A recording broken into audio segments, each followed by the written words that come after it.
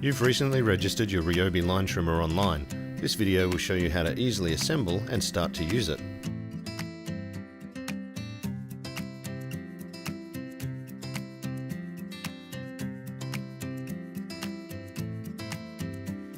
To attach the handle, slide it into the handle clip and tighten using the handle key provided.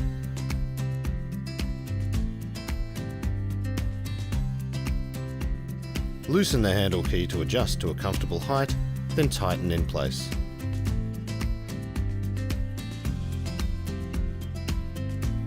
To attach the safety guard, insert it onto the shaft and slide it into its bracket. Then tighten the bracket nut to secure it in place using the tool provided.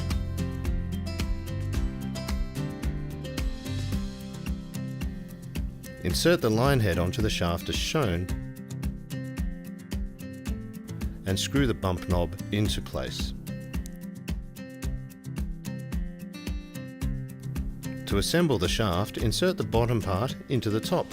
Push together until the locking pin clicks into the collar, then tighten the collar with the key to secure it. Charge your battery. Pressing this button on the battery will indicate the level of charge your battery currently holds.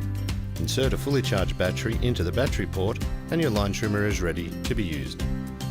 To start, depress the safety switch and hold it down, then engage the trigger. This line trimmer uses a bump feed line system to release more trim line. To do this, bring the head up to full speed, then bump gently onto the grass.